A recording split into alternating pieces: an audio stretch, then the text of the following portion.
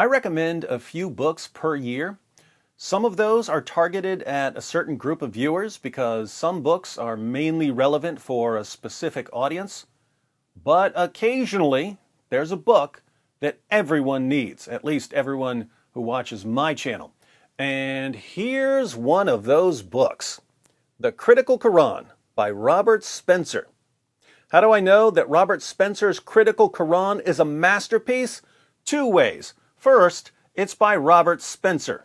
Robert only puts out extremely high quality content, especially when it's a project like this. Second, true story, I put together a little test before I started reading.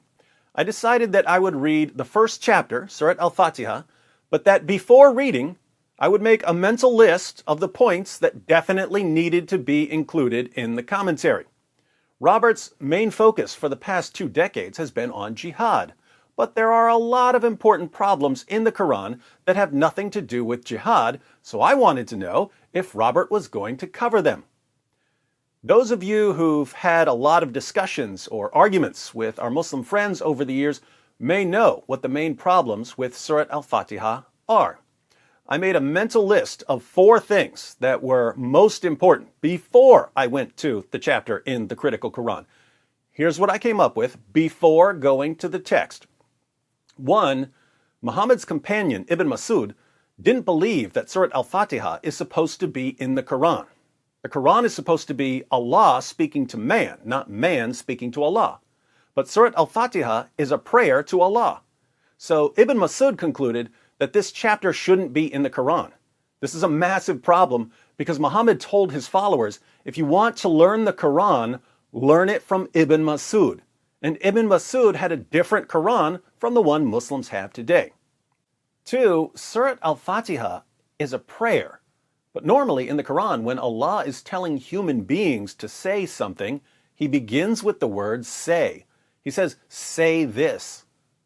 But Surat Al-Fatiha doesn't begin with say this, which means that since the Quran is Allah's eternal speech, Allah has been reciting a prayer for all eternity.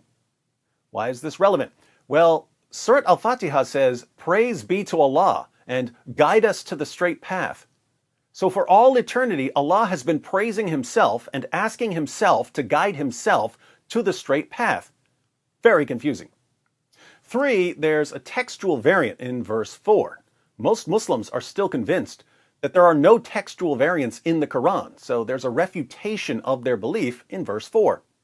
Finally, verse 7 asks Allah not to guide the people who are praying to the path of those who have earned his anger or of those who have gone astray. But those 2 phrases, those who have earned your anger and those who have gone astray, refer specifically to Jews and Christians. This is important because churches have had interfaith services where Muslims have the Christians recite this prayer. And if you don't understand what the prayer means, it's actually a prayer not to be a Jew or a Christian. So those are the 4 issues I thought needed to be included in the commentary on Surat Al-Fatiha. What did I find when I opened the Critical Quran and started reading? Here's the introduction to Surat Al-Fatiha. Right here, towards the end, we find, yet in an indication of the fluidity of the Quranic text in the early days of Islam, Abdullah ibn Masud, one of Muhammad's companions, did not even have this surah in his version of the Quran. Other early Islamic authorities also expressed reservations about its inclusion. So, Robert points out the Ibn Masud problem, but also notes that other early Muslims had a problem with the first chapter of the Quran. Next paragraph. To be sure, this surah does not fit in with the rest of the Quran in that it is in the voice of the believer offering prayer and praise to Allah, not Allah addressing Muhammad. Islamic orthodoxy has it that Allah is the speaker in every part of the Quran. So with Al-Fatiha, the believer must accept that the deity is explaining how he should be prayed to without explaining directly that that is what he is doing.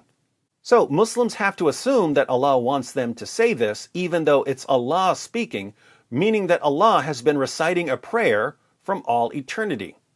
Looks like Robert's 2 for 2 so far. Then we have the surah.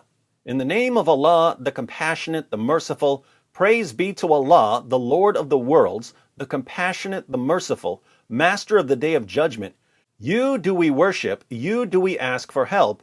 Guide us to the straight path, the path of those whom you have favored, not of those who have earned your anger, or of those who have gone astray.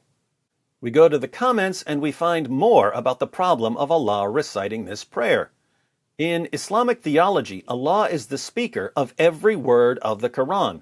Some have found it strange that Allah would say something like, "Praise be to Allah, the Lord of the worlds."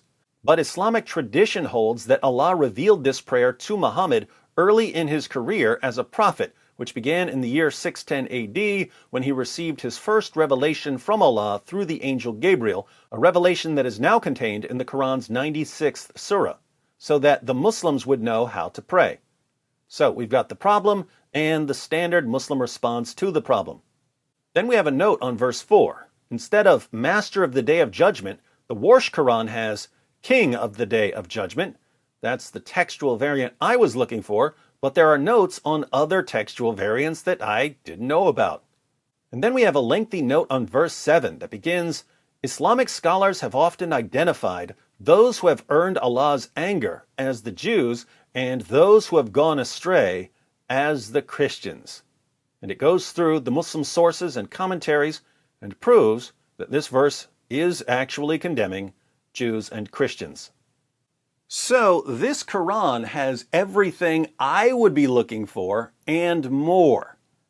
And if it's got everything I would be looking for and more, it's probably got everything you would be looking for and more. So order a copy of the Critical Quran and either read the entire thing or use it to study some particular topics you're interested in, or keep it handy for discussions when someone brings up a verse and you want to make sure someone's not trying to deceive you.